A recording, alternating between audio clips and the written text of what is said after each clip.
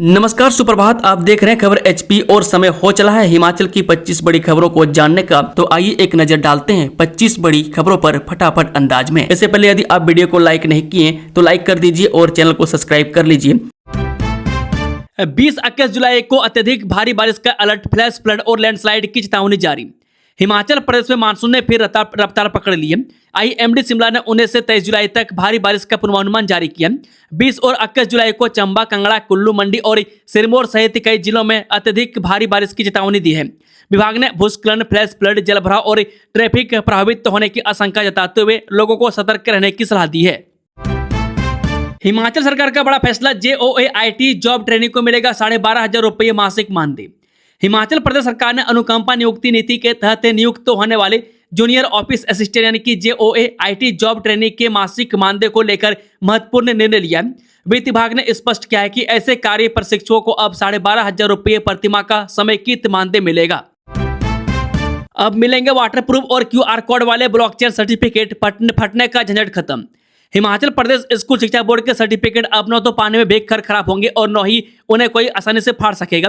Blockchain technology में तैयार किए जा रहे सर्टिफिकेटों की डुप्लीकेसी पर भी रोक लगेगी। सर्टिफिकेट मार्च 2026 में हुई परीक्षा के अभ्यर्थियों को इस बार वितरित किए जाएंगे। अभी तक विद्यार्थियों को सर्टिफिकेट नहीं मिले। इस बार इन सर्टिफिकेटों में QR कोड भी अंकित होगा।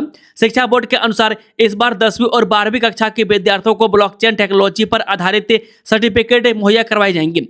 इन सर्टिफिकेटों को शिक्षा बोर्ड की ओर से तैयार किया जा रहा है। इन सर्टिफिकेटों की खासियत होगी कि यह वाटरप्रूफ होंगे। सर्टिफिकेटों में QR कोड भी अंकित किया जा रहा है। मैं कोड स्कैन करने पर परीक्षार्थियों का एकेडमिक रिकॉर्ड ऑनलाइन उपलब्ध हो जाएगा। 15 साल बाद भी पूरी तरह लागू नहीं हुआ हिमाचल का सर्विस गारंटी एक्ट, जाने इसके बारे में विस्तार से। वर्ष 2011 में धूमल सरकार के कार्यकाल में लागू Himachal Pradesh public service guarantee act करीब 15 वर्ष बाद भी पूरी तरह धरातल पर नहीं उतर पाया। मैं आम लोगों को तय समय सीमा में सरकारी सेवाएं उपलब्ध कराने के लिए बनाए गए इस कानून के तहत अधिकांश विभागों ने वर्षों से सेवाओं को अपडेट नहीं किया। सूचना प्रौद्योगिकी के दौर में अधिकांश सेवाओं के ऑनलाइन होने के बावजूद कई विभाग नई सेवाओं को अधिसूचित करने में पीछे हैं। मैं अधिनियम के तहत सभी विभागों को अपनी सेवाएं अधिसूचित कर उनके लिए समय सीमा निर्धारित करनी थी। शुरुआती वर्ष में राजस्व, परिवहन, नगर निकाय, पंचायती राज, ग्रामीण विकास, उद्योग, खाद्य एवं नागरिक आपूर्ति, बिजली, जल शक्ति, स्वास्थ्य और शिक्षा समेत कई विभागों ने अपनी सेवाएं अधिसूचित की। मैं इनमें आय, जाति, हिमाचली बोनाफाइड, चरित्र प्रमाण पत्र, जन्म एवं मृत्यु प्रमाण पत्र, ड्राइविंग लाइसेंस और वाहन संबंधी सेवाएं, बिजली व पेयजल कनेक्शन, सामाजिक सुरक्षा पेंशन, राशन कार्ड, उद्योगों से जुड़ी मंजूरियां और विभिन्न विभागों की NOC जैसी सेवाएं शामिल हैं। इन सेवाओं के लिए निर्धारित समय सीमा तय की है, जिससे लोगों को सरकारी कार्यालयों के चक्कर न लगाने पड़े। प्रशासनिक देरी से कर्मचारियों के लाभ नहीं रोक सकते सरकार, जाने हाईकोर्ट के सभी फैसले। हिमाचल प्रदेश हाईकोर्ट ने अनुबंध कर्मचारियों के मामले में स्पष्ट किया है कि यदि कोई कर्मचारी सरकार की उदारीकृत नीति के तहत 2 साल का अनुबंध कार्यकाल पूरा कर चुका है तो उसे प्रशासनिक देरी के बजाय पात्रता की तिथि से ही नियमित किया जाना चाहिए। प्रशासनिक देरी के कारण कर्मचारियों को वित्तीय लाभों से वंचित नहीं किया जा सकता। न्यायाधीश अजय मोहन गोयल की अदालत ने आदेश दिया कि शिक्षकों को 1 अक्टूबर 2024 से वर्षता और सभी वित्तीय व परिणामी लाभ दिए जाएं। शिक्षा विभाग को आदेश दिया कि वह याचिकाकर्ताओं की शास्त्रीय शिक्षकों के नियमितीकरण की तारीख को अप्रैल 2025 से बदलकर 1 अक्टूबर 2024 करें। कोर्ट ने पाया कि अन्य जिलों में इस तरह के TGT शिक्षकों को 1 अक्टूबर 2024 से पूर्वव्यापी प्रभाव से नियमित किया जा चुका है, इसलिए याचिकाकर्ता बलबीर सिंह और अन्य के साथ भेदभाव नहीं किया जा सकता। इस चंबा के पांगी में बादल फटने से आई बाढ़ में बहे खेत, सड़क भी क्षतिग्रस्त, चुवाड़ी में स्कूल पर दर की पहाड़ी। हिमाचल प्रदेश में जिला चंबा जनजातीय उपमंडल पांगी में रविवार सुबह बादल फटने की घटना के बाद कई क्षेत्रों में भारी तबाही देखने को मिली। पंचायत किरयूनी और पंचायत कुमार के परमारधार क्षेत्र में सुबह करीब 9:30 बजे बादल फटने से नालों में उफान आ गया।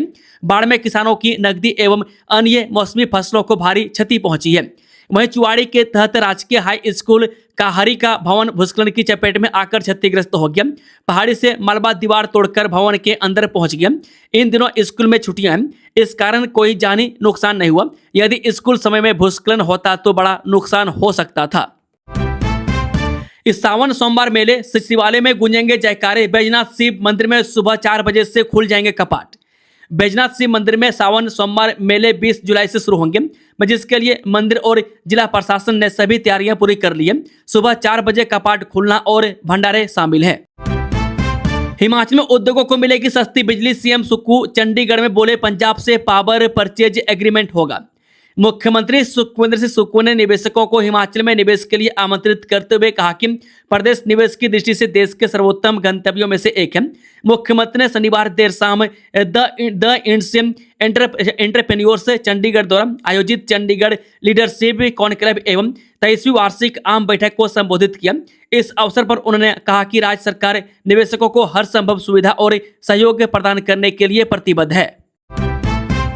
कुल्लू में ईसाई मिशनरी सक्रिय, मंत्रांतरण के लिए पैसे का प्रलोभन, घर में घुसकर देवताओं के अपमान का भी आरोप। कुल्लू के निर्मंड में ईसाई मिशनरियों पर मंत्रांतरण के लिए पैसे का लालच देने और देवी देवताओं का अपमान करने का आरोप लगा। पुलिस ने एक पादरी समेत 3 लोगों के खिलाफ मामला दर्ज कर जांच शुरू कर दी है। इस छठे गुप्त नवरात्र पर 45,000 श्रद्धालुओं ने नवाया मां नैना देवी में शीश। श्री नैना देवी में आज रविवार और छठे गुप्त नवरात्रे पर लगभग 45,000 श्रद्धालुओं ने माता जी के दर्शन किए और माता जी का शुभ आशीर्वाद प्राप्त किया। हालांकि गुप्त नवरात्रों के चलते सुबह से ही मंदिर में श्रद्धालुओं का तांता लगा रहा।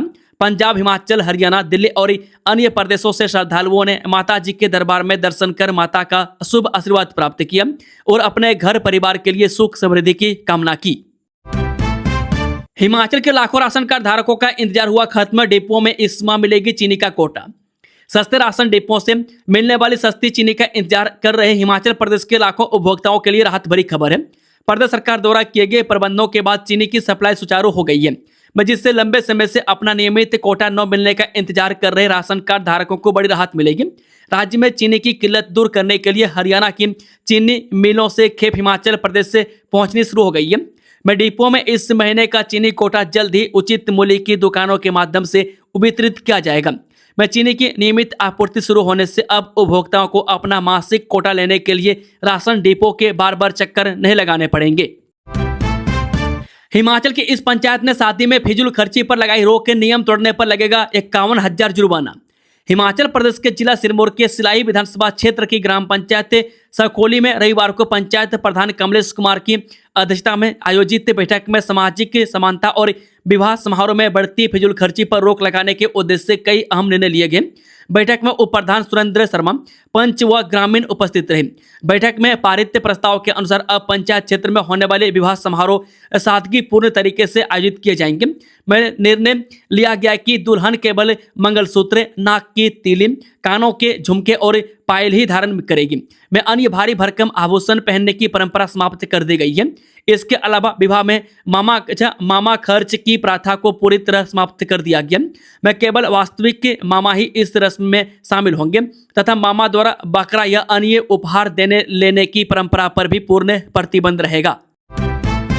हिमाचल में रविवार को बड़ा प्रशासनिक फेरबदल, 18 HPAS अधिकारियों के तबादले, कई जिलों में बदले अहम चेहरे।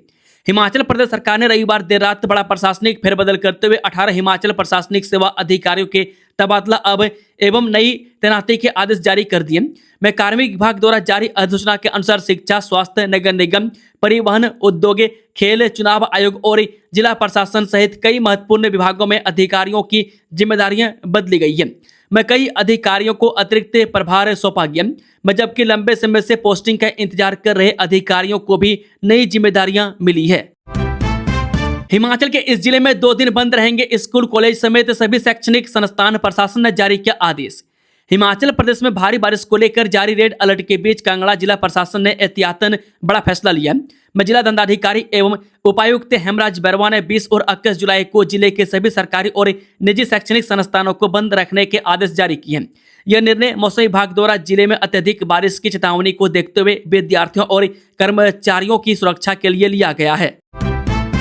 बुजुर्ग मरीजों को बड़ी राहत, अब आयुर्वेदिक अस्पताल में मिलेगी निःशुल्क OPD की सुविधा। शिमला के छोटा शिमला स्थित आयुर्वेदिक अस्पताल में मरीजों को बेहतर स्वास्थ्य सुविधाएं देने की दिशा में बड़ा कदम उठाया गया। शनिवार को भी रोगी कल्याण समिति की बैठक में अस्पताल के विकास कार्यों के लिए 60 लाख रुपए का बजट प्रस्तावित किया गया। इसके साथ ही वरिष्ठ नागरिकों के लिए अलग से निःशुल्क ओपीडी, रेफर मरीजों के लिए एम्बुलेंस सुविधा, पंचकर्म सेवाओं के विस्तार और आयुर्वेदिक स्वास्थ्य व्यवस्था को मजबूत करने से जुड़े कई अहम फैसले लिए गए।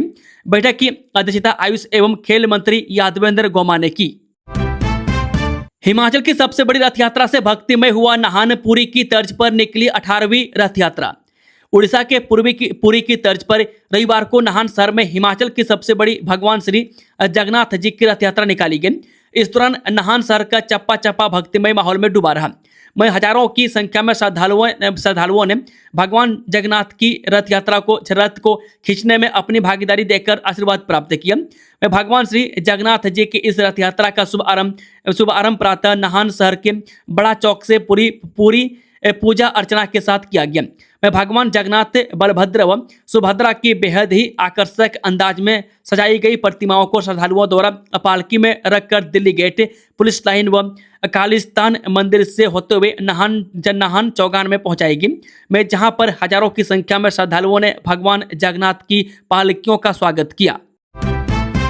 एक जिला 3 उत्पाद कार्यक्रम से हिमाचल प्रदेश की ग्रामीण अर्थव्यवस्था को मिलेगा बढ़ावा, सीएम का ऐलान। हिमाचल के प्रत्येक जिले के विशिष्ट उत्पादों को पहचान दिलाने के उद्देश्य से सरकार नवीन कदम उठा रही है। इस क्रम में राज्य सरकार के 1 डिस्ट्रिक्ट 3 प्रोडक्ट कार्यालय के तहत प्रत्येक जिले के विशिष्ट उत्पादों को विशेष पहचान दिलाने तथा स्थानीय लोगों के लिए अस्थायी आजीविका के अवसर सृजित करने के प्रयासों को गति प्रदान की जा रही है। इस पहल के अंतर्गत प्रत्येक जिले से 3 उत्पादों सहित प्रदेश के कुल 36 उत्पादों का चयन उनकी आर्थिक संभावनाओं, बाजार में मांग तथा स्थानीय महत्व के व्यापक आकलन के आधार पर किया गया। मैं इनमें बिलासपुर से अदरक, रेशम उत्पादन और मत्स्य पालन, चंबा से चंबा चप्पल, सफेद मक्की और ऊन, हमीरपुर से हल्दी, बांस और मक्की, कांगड़ा से कांगड़ा चाय, कांगड़ा लघु चित्रकला और गिलोय, किन्नौर से हिमाचली चुल्ली तेल, किन्नौरी सॉल और चिलगोजा, कुल्लू से ट्राउट मछली, हेम ऑयल और कुल्लू टोपी, लाहौल स्पीति से सी बकथॉर्न, पुल्ले और हरी मटर, मंडी से सेफू बड़ी, धातु शिल्प तथा पत्थर या लकड़ी की नकाक्सी, शिमला से सेब आधारित उत्पाद, स्थानीय शहद, जौ का माल्ट एवं आटा तथा गुच्छी, मोरेल, मशरूम, सिरमौर से लहसुन, अदरक और सिरमौरी लोहिया, सोलन से मशरूम, टमाटर और औषधि यानी कि फार्मास्यूटिकल उत्पाद तथा ऊना से आलू, लीची और ड्रैगन फ्रूट शामिल हैं। शिमला के नैरवा में दर्दनाक सड़क हादसा, 200 मीटर गहरी खाई में गिरी कार, पीडब्ल्यूडी कर्मी समेत 2 की मौत। शिमला के नैरवा उपमंडल में रविवार को एक भीषण सड़क हादसे में 2 युवकों की दर्दनाक मौत हो गई। यह हादसा ग्राम पंचायत पुजारली के अंतर्गत दोछी के पास किरी नाव सड़क मार्ग पर उस समय हुआ जब एक ऑल्टो कार अनियंत्रित होकर करीब 100 फीट 200 मीटर गहरी खाई में जा गिरी। दुर्घटना इतनी भयावह थी कि कार के परकच्चे उड़ गए और उसमें सवार दोनों व्यक्तियों ने मौके पर ही दम तोड़ दिया। प्राप्त जानकारी के अनुसार हादसे की सूचना स्थानीय लोगों ने पुलिस और प्रशासन को दी। सूचना मिलते थाना नेरुआ पुलिस की टीम मौके पर पहुंची और स्थानीय लोगों की सहायता से राहत एवं बचाव अभियान शुरू किया। खाई में गिरी कार तक पहुंचने में पुलिस और बचाव दल को काफी मशक्कत करनी पड़ी। हादसे में मृतकों की पहचान नरेश कुमार उम्र 35 वर्ष, पुत्र अनंतराम, निवासी गांव दोची, डाकघर रुसला, तहसील नैरवा, जिला शिमला के रूप में हुई है। नरेश कुमार लोक निर्माण विभाग में मल्टीटास्क के वर्कर के पद पर कार्यरत थे। दूसरे मृतक की पहचान जितेंद्र पुत्र धाजू राम निवासी चाधार के रूप में हुई है। प्रदेश में भारी बारिश का दौर जारी, लाहौल में भूस्खलन से यातायात ठप, दाड़ी में घरों में घुसा पानी। हिमाचल में मौसम विभाग के अलर्ट के बीच भारी बारिश का दौर जारी है। शनिवार देर रात से ही प्रदेश के अधिकांश इलाकों में भारी बारिश हो रही है। भारी बारिश के चलते नदी नाले उफान पर आ गए। बारिश किसानों के लिए राहत लेकर आई है, क्योंकि जिन किसानों की धान की फसल का काम बारिश न होने से रुका पड़ा था, वह अब उसे पूरा करने में जुट गए। वहीं दूसरी ओर भारी बारिश से दुश्वारियां भी बढ़ गई है। भारी बारिश के चलते चुवाड़ी सिनहुता द्रमन मार्ग पर लाहडू में पनियाला माता मंदिर के पास भारी भूस्खलन हुआ है, जिसके चलते वाहनों की आवाजाही ठप हो गई है। वहीं स्मार्ट सिटी धर्मशाला के वार्ड दाड़ी के छिकली बडोल में कुहल का पानी घरों में घुस गया, जिसके चलते लोग आधी रात को घरों से निकलने को मजबूर हो गए। अब एक क्लिक पर मिलेंगे जेलों में बने हस्तशिल्प उत्पाद। हिमकारा ई कैटलॉग लॉन्च, ऑनलाइन प्रोडक्ट खरीद सकेंगे लोग।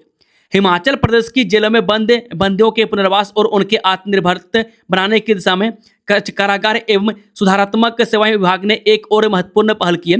अब प्रदेश की जेलों में तैयार किए जाने वाले हस्तशिल्प, घरेलू उपयोग और अन्य उत्पाद ऑनलाइन भी उपलब्ध होंगे। इसके लिए हिमकारा ई कैटलॉग लॉन्च कर दिया गया, जिससे प्रदेश ही नहीं बल्कि देश भर के लोग आसानी से इन उत्पादों को खरीद सकेंगे। में गृह रक्षक, नागरिक सुरक्षा, अग्निशमन एवं SDRF की महानिदेशक कमांडेंट जनरल तथा पूर्व अतिरिक्त पुलिस महानिदेशक के कारागार एवं सुधारात्मक सेवाएं सतवंत अटवाल त्रिवेदी ने शिमला के ऐतिहासिक गार्डन केसल स्थित AG कार्यालय परिसर हॉल में ही स्थापित हिमकारा स्टोर कारा डिलाइट्स का दौरा किया। इस दौरान उन्होंने हिमकारा ई कैटलॉग का औपचारिक शुभारंभ किया। इस अवसर पर उन्होंने कहा कि जेलों का उद्देश्य केवल सजा देना नहीं बल्कि बंदियों को समाज की मुख्यधारा में सम्मानपूर्वक लौटने के लिए तैयार करना भी है। राज्य में मत्स्य पालन को नई गति, नालागढ़ में नेशनल फिश ब्रूड बैंक जनवरी में होगा तैयार। सोलन के नालागढ़ में लगभग 5 करोड़ की लागत से निर्माणाधीन राष्ट्रीय स्तर के फिश ब्रूड बैंक परियोजना जनवरी 2027 में पूरी हो जाएगी। निरीक्षण कर निर्माण कार्यों की विस्तृत समीक्षा के बाद मत्स्य विभाग के निदेशक एवं वार्डन ओमकांत ठाकुर ने यह खुलासा किया। उन्होंने बताया कि इस महत्वाकांक्षी परियोजना के निरीक्षण के दौरान उन्होंने संबंधित अधिकारियों के साथ परियोजना के विभिन्न पहलुओं पर विस्तार से चर्चा की गई। में लगभग 5 करोड़ रुपए की लागत से विकसित किए जा रहे राष्ट्रीय स्तर के इस फिश ब्रूड बैंक का निर्माण कार्य जनवरी 2027 से पूर्ण कर लिया जाएगा। ओमकांत ठाकुर ने बताया कि सरकार मत्स्य उत्पादन को बढ़ावा देने के लिए निरंतर प्रभावी कदम उठा रही है। हिमाचल में बनेंगे 4 नए ई डिपो, हरित परिवहन को मिलेगा बढ़ावा, 100 नई इलेक्ट्रिक बसें भी होंगी शामिल। हिमाचल प्रदेश में हरित एवं आधुनिक सार्वजनिक परिवहन व्यवस्था को मजबूत करने की दिशा में बड़ा कदम उठाते हुए हिमाचल पथ परिवहन निगम के 4 नए ई डिपो स्थापित किए जाएंगे। इन डिपो के शुरू होने से प्रदेश में इलेक्ट्रिक बसों का नेटवर्क तेजी से विस्तारित होगा और दुर्गम क्षेत्रों तक पर्यावरण अनुकूल परिवहन सुविधा पहुंचाने का रास्ता भी आसान होगा। इन डिपो से 100 नई इलेक्ट्रिक बसों का भी संचालन किया जाएगा। प्रत्येक डिपो से 25-25 इलेक्ट्रिक बसों का संचालन किया जाएगा। प्राप्त जानकारी के अनुसार नादौन, ठियोग, हरोली और नाहन में ई डिपो स्थापित किए जाने हैं। में इनमें नाहन और ठियोग डिपो के लिए केंद्र सरकार से स्वीकृति मिल चुकी है, जबकि नादौन और हरोली के लिए प्रस्ताव केंद्र सरकार को भेजा गया। निगम को उम्मीद है कि इन दोनों डिपो की मंजूरी भी शीघ्र मिल जाएगी, जिसके बाद निर्माण और अन्य औपचारिकताओं का कार्य तेजी गति से पूरा किया जाएगा। अधिकारियों का अनुमान है कि अगले 2 से 3 माह के भीतर इन चारों डिपो का कार्य पूरा कर लिया जाएगा। इन ई डिपो के माध्यम से प्रदेश में इलेक्ट्रिक बसों का संचालन नई व्यवस्था के तहत होगा। राजौरी और पुंछ में भारी बारिश से तबाही, 10 लोगों की मौत, कई लापता। जम्मू कश्मीर के राजौरी और पुंछ जिलों में पिछले 24 घंटों में भारी बारिश के कारण अचानक आई बाढ़ से कम 10 लोगों की मौत हो गई है। इससे कई लोग लापता है और कई घरों तथा संपत्तियों को भारी नुकसान पहुंचा है। आधिकारिक सूत्रों ने रविवार को बताया कि भारी बारिश से अचानक आई बाढ़ और भूस्खलन से राजौरी और पुंछ जिलों में चारों तरफ भारी तबाही हुई है। उन्होंने कहा कि पुंछ के सुरनकोट और हवेली सहित विभिन्न हिस्सों में 9 लोगों की मौत की रिपोर्ट है, जबकि मंडी इलाके में भी संपत्तियों को नुकसान पहुंचा है। राहत और बचाव कार्य तेजी से जारी है। हालांकि कई लोग अब भी लापता हैं और उनके मलबे के नीचे दबे होने की आशंका है। राजौरी जिले में अचानक आई बाढ़ की चपेट में आने से एक महिला की जान चली गई है। मिट्टी से सीमेंट के महलों में बदल गए गांव, जनगणना की हाउस लिस्टिंग में बदलते हिमाचल की तस्वीर। हिमाचल प्रदेश का बदलता चेहरा अब सरकारी दस्तावेजों में भी साफ नजर आने लगा है। जनगणना 2027 के पहले चरण में चल रही हाउस लिस्टिंग और हाउसिंग सेंसस के दौरान सामने आ रही तस्वीर बता रही है कि पिछले 16 वर्षों में प्रदेश के गांवों की पहचान पूरी तरह बदल चुकी है। कभी मिट्टी, पत्थर और स्लेट की छत वाले पारंपरिक मकानों के लिए पहचाने जाने वाले हिमाचल में अब RCC के बहुमंजिला पक्के मकानों का दौर है। कच्चे मकान अब अपवाद बनते जा रहे हैं, जबकि गाँव में भी शहर जैसी सुविधाएं तेजी से पहुंच चुकी है। बता दें कि हाउस लिस्टिंग के दौरान जैसे गणना कर्मी केवल मकानों की गिनती नहीं कर रहे, बल्कि हर घर का पूरा सामाजिक और आर्थिक प्रोफाइल तैयार कर रहे हैं। Chandigarh Baddi Shimla access control expressway की कवायद तेज, DPR के लिए कंसल्टेंसी टेंडर जारी। हिमाचल प्रदेश के सबसे बड़े औद्योगिक क्षेत्र BBN यानी कि बद्दी बरोटी वाला नालागढ़ को चंडीगढ़ और शिमला से आधुनिक, तेज और सुरक्षित सड़क संपर्क प्रदान करने की महत्वाकांक्षी योजना अब निर्णायक चरण में प्रवेश कर गई है। में भारतीय राष्ट्रीय राजमार्ग प्राधिकरण ने Chandigarh Baddi Shimla access control expressway के लिए डिटेल्ड प्रोजेक्ट रिपोर्ट तैयार करने हेतु 7,40,96,हजार रुपये की लागत का कंसल्टेंसी टेंडर जारी कर दिया है।